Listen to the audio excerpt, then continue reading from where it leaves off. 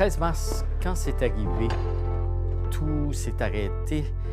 On a senti que l'immobilité dans la place s'installait et qu'il y a un silence qui se passait qui était gênant à vivre un peu. Alors, on s'est dit, comment on peut y arriver? On veut pas s'arrêter. Donc, on veut tout faire pour avancer, faire autre chose. Permettre aux étudiants, permettre aux professeurs, permettre aux chercheurs de continuer à faire ce qu'ils ont choisi, en fait. Et on commençait à parler de distanciation et qu'il y a des choses qui pourraient se faire avec la distanciation. On s'est dit, il faut absolument agrandir la place, donner de l'espace. Jean-François aussi, Jean-François, le chef, s'est dit, mais pourquoi on n'agrandit pas la scène aussi? Et pourquoi on ne bâtit pas des étages par-dessus les bancs? Donc, on s'est dit, OK, on va dans cette optique-là. Il y avait les conditions, le temps, l'argent et les décisions à prendre. On s'est concertés ensemble, on s'est dit, OK, on peut le faire. Les dirigeants de l'université aussi ont été vraiment très efficaces. Le projet s'est bâti sur 2 mois. En 2 mois, le concept, les plans, la firme qu'on est allé voir pour pouvoir créer ce qui est derrière moi présentement, tous les atomes se sont mis à travailler ensemble, si on peut dire, pour arriver au tout qu'on a présentement. Ça va être l'orchestre. Fait qu'on a... Wow! Ouais, à cause des distances, on double quasiment tout l'espace de l'orchestre. Tout l'espace. Donc, Jean-François va être content. Et en fait, ça nous a donné l'espoir de pouvoir continuer à faire la musique. Les poteaux, tu vois, là, en même temps, je te l'avais pas dit, mais les poteaux, tu vois, il y a des 2x4 qui sont sur le bord de la cage, là, de chaque côté, là. OK, oui. Ils sont juste posés.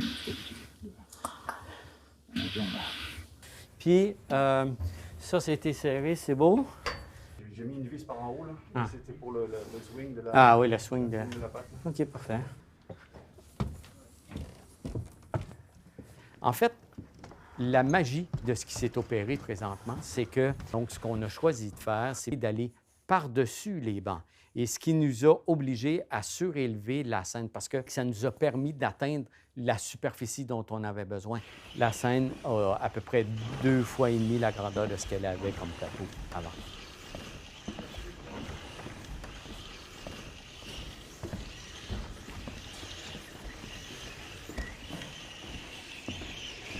Tu vois, l'ancienne scène était là.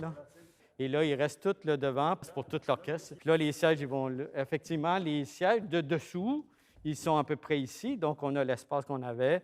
Et il y a les 6 rangées qui se rendent jusqu'à ici, ce qui donne amplement de place pour un chef ici. Évidemment, pour se conformer avec justesse aux règles de distanciation émises par la société dans la pandémie que nous vivons, on a distancé les musiciens de l'orchestre de façon très scientifique. Les cordes avec des masques à 1,5 mètre les uns des autres, les bois à 2 mètres les uns des autres. Et même, on a une particularité à l'université qu'il n'y a même pas dans les orchestres professionnels. Les cuivres sont à 3 mètres les uns des autres parce que la santé publique de l'université décrète que les cuivres sont peut-être plus à risque de projeter des gouttelettes que les autres. On est très chanceux de faire de la musique ensemble en ce moment. On est parmi les seuls. Et je crois que ça vaut la peine de faire très, très attention pour que cette distance nous procure la sécurité qui fait qu'on va pouvoir continuer à faire de la musique dans les prochaines semaines. Et je dirais qu'en fait, notre orchestre de 50 personnes d'aujourd'hui, distancé à 2 et 3 mètres, bien, ça prend la même place qu'un orchestre de 100 personnes d'habitude, comme l'OSM. Alors, c'est pas si différent comme expérience au niveau de la distance absolue. Le dernier musicien à l'autre bout de l'orchestre, il est à la même distance du chef que quand je dirige un très grand orchestre. C'est juste qu'il est moins dense. Et là, ça engendre d'autres problématiques de distanciation parce que le manque de densité ou l'éloignement relatif de chacun des musiciens fait qu'ils se sentent tout nus, se sentent tout seuls.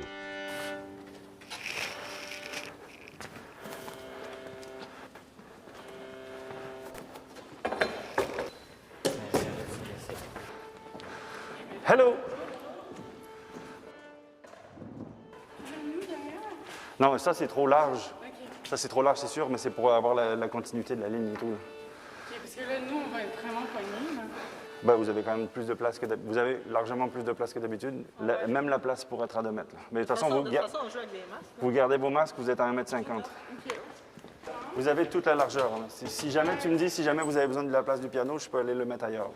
Je pense que ça devrait être correct. Moi, je pense que c'est presque un instrument, la scène qu'il y a là, qui permet aux musiciens et à tous les mélomanes aussi d'entendre cette salle-là vibrer. Et dans l'évolution vers où c'est rendu, c'est super agréable de voir ça parce que ça l'ouvre vers énormément de possibilités, de penser différemment, d'arriver à créer avec quelque chose de nouveau. En fait, de oser autre chose. Le projet qu'on fait présentement nous permet d'oser, nous permet d'aller plus loin vers le futur.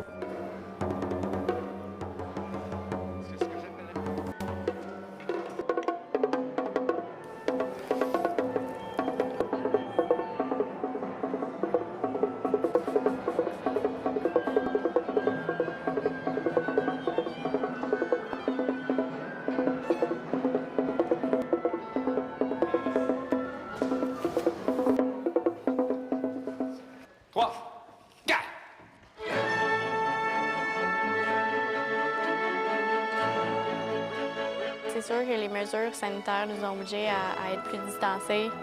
Donc l'expérience, c'était comme recommencer une nouvelle fois, là, recommencer à zéro. Je l'ai vu comme, peut-être pas comme un nouveau défi, mais comme une expérience nouvelle. Il fallait qu'on s'adapte rapidement.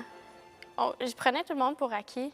Puis là, c'était vraiment plus comme, OK, il faut vraiment bien que je connaisse mes choses. Je suis un peu toute nue. On s'entend quand même, mais c'est vraiment là en tout cas, j'ai découvert que c'est vraiment plus un travail d'équipe. Qu'avant, j'avais plein de béquilles, puis là, j'étais toute seule.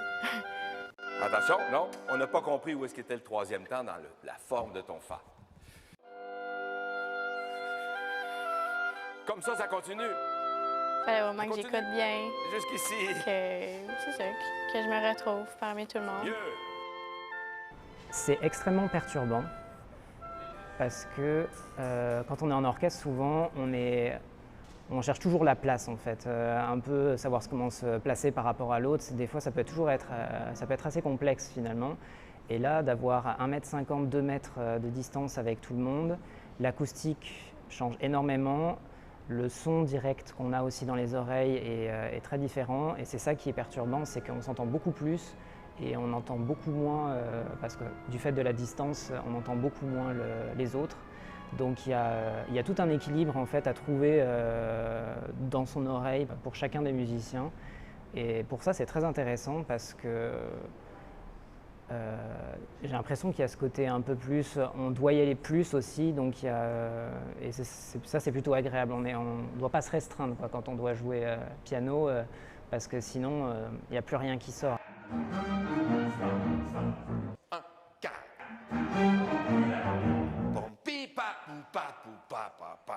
Donc, pensez les deux notes aussi fortes. 1, 4. C'est étrange au début, mais j'ai l'impression qu'après 4-5 mois d'étrangeté, puis où est-ce qu'on n'est plus dans l'ordinaire du tout, peut-être qu'il y a un processus cognitif en quelque part qui s'est adapté, où est-ce que c'était qu'on demande des choses différentes que d'habitude, ça n'a pas été choquant pour moi. Non. On dirait que tous ces changements-là m'ont pas affecté. J'ai pas trouvé que c'était si difficile de s'adapter. J'ai trouvé que, au contraire, les choses ont été faites de façon que ce soit relativement simple. J'étais enchanté de l'acoustique de la scène, retrouver vraiment le jeu d'orchestre, tout ça. Moi, j'étais plus concentré sur ce qu'il y avait de positif, moins sur les petits changements à gauche et à droite qui, bien qu'ils sont existants, j'ai décidé de ne pas en tenir compte dans mon appréciation du retour. C'est nouveau, c'est sûr que cette distance-là, au début, c'était un peu intimidant, mais une fois qu'on s'habitue, on se sent moins seul, chacun prend sa place, puis chacun essaie vraiment de s'inclure au groupe de la section. Puis après ça, une fois qu'on sort de la section, bien, on va chercher la section des violons 2 en face, puis les basses, puis franchement, au début, ça fait une différence, mais on s'habitue très vite, plus vite que ce que je pensais, en fait, au final.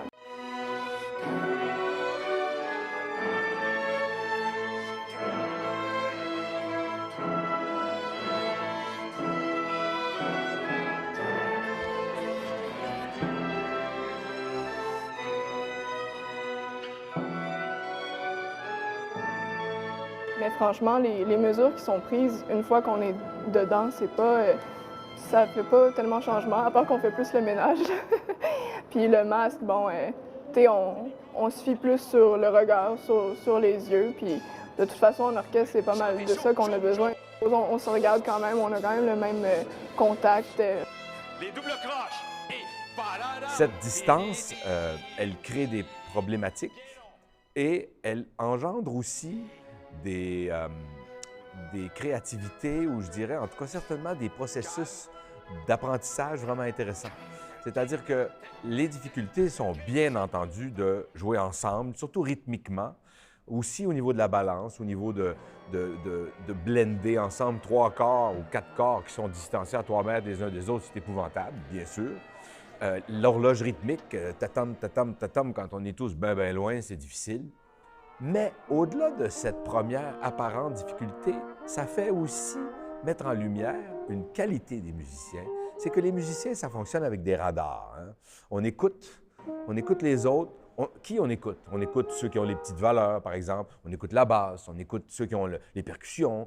Et à un moment donné, bien, on apprend à ces radars à être plus sensibles, à aller chercher l'information à la bonne place. Pour être honnête, j'entends plus certains instruments parce qu'on essaye de trouver un équilibre. Donc, je trouve ça encore difficile de savoir si on joue trop fort ou pas parce que, étant donné qu'on entend moins les instruments, il y en a qui vont jouer davantage. Et donc là, on va entendre ces instruments-là, mais il y en a qui vont jouer un peu moins fort. Donc, je trouve ça encore plus difficile de trouver l'équilibre. Et puis, comme Jean-François Rivet, notre chef d'orchestre, nous parle très souvent de justesse. C'est vraiment ça que je trouve qu'il faut faire un gros travail là-dessus. Donc, c'est difficile avec l'espace qu'on a. Mais par contre, je trouve que on est tellement espacé qu'on n'a vraiment pas le choix d'écouter l'autre. Et ça, je trouve que ça nous apprend énormément à juste être vraiment attentif et à encore plus chercher l'équilibre.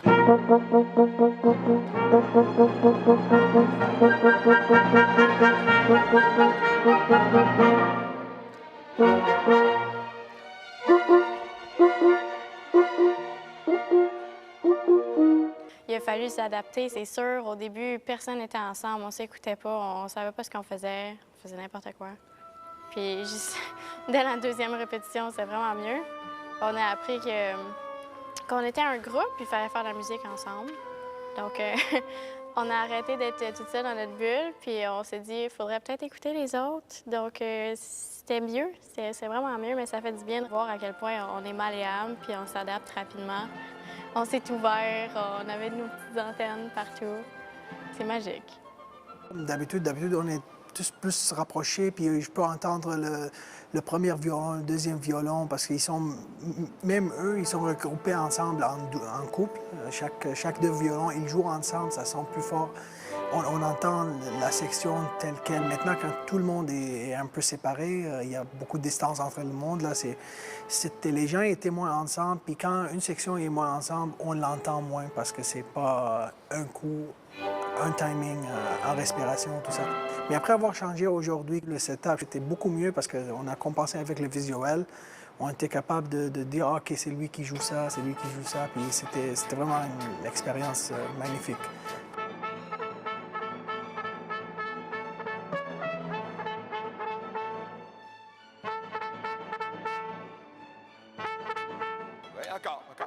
Moi, comme chef, j'aime être expérimentateur des positions dans l'orchestre. J'aime aussi essayer des setups différents. Là, dans la pandémie, puisque mon orchestre est incroyablement distancé, bien, on va être créatif et puis, pour certaines prestations, on va essayer un setup d'orchestre complètement différent où on va être en rond, les vents et les cordes face à face, avec le chef au milieu, au lieu d'être tous en rang d'oignons les uns derrière les autres. Pourquoi on est comme ça d'habitude? C'est pour tous faire face à la salle où il y a le public qui nous reçoit. Mais là, puisqu'il n'y a pas de public qui nous reçoit, on n'a plus l'obligation d'être tous face à la salle. On a déjà fait l'expérience, une répétition. On a lu la 7e de Beethoven en rond, comme ça, face à face, les cordes et les vents. Et l'idée, c'est de leur procurer l'esprit d'un grand quatuor à cordes ou d'une musique de chambre élargie, où est-ce qu'ils jouent tous ensemble en se regardant les uns les autres. Et le chef bien, est plus un genre d'animateur au milieu. Et c'est incroyable ce que ça a procuré comme satisfaction chez les musiciens. Aujourd'hui, on était tous placés en cercle. Puis j'ai jamais fait ça, mais c'est super intéressant. Puis on a vraiment l'impression, comme Jean-François disait, c'est comme vraiment de la grosse musique de chambre, comme si on était 4-5, mais là, on est quand même plus. Avec notre nouveau cercle aujourd'hui, c'était vraiment cool parce qu'on entendait comme on était un gros groupe de musique de chambre et pas une orchestre qui était distancée là. On sentait que le son, il arrivait sur un point central et ça, c'était Jean-François. Il recevait le son et il nous redonnait le son. Puis c'était vraiment cool aujourd'hui. Et moi, j'ai adoré parce que je pouvais voir les cordes, je pouvais voir quand est-ce qu'ils jouaient, alors que généralement, les corps, nous, on est plus en arrière. Et là, je voyais tout le monde et c'est comme si on n'avait juste pas le choix de vraiment former un énorme cercle qui, au final, est un énorme cercle compact, bien sûr, qui, au final, est le but d'un orchestre. Donc, je trouve que même dans ces circonstances-là, on a de quoi apprendre et de quoi progresser. Et vraiment, ça fait ressortir les choses les plus importantes de l'orchestre, donc c'est-à-dire l'équilibre par rapport aux voix, la justesse et la clarté de l'ensemble. Et puis au niveau du mélange du son, le son se rencontre au centre, on s'envoie mutuellement nos sons, alors que dans une formation des plus classiques, les vents sont derrière nous, sont dans notre dos, donc le son va juste en avant et on n'en a pas forcément un retour. Mais là, le fait d'avoir le chef, le premier violon et en plus les vents en visuel, où la connexion était beaucoup plus forte, je trouve, entre nous. Pouvoir les voir et les entendre en même temps, ça change quelque chose. Il y a une complicité, on se sent beaucoup plus proche finalement. Moi, en tout cas, personnellement, je me suis senti beaucoup plus proche. On est rendu à peut-être la 4e ou la 5e répétition qu'on fait ça, puis je vois plus de différence entre être vraiment proche puis être vraiment loin, parce qu'on finit par connecter malgré la distance. C'est pas vraiment qu'on soit proche ou qu'on soit loin, c'est l'écoute, puis la respiration, les silences. T'sais, tout est là, tout est dans l'air.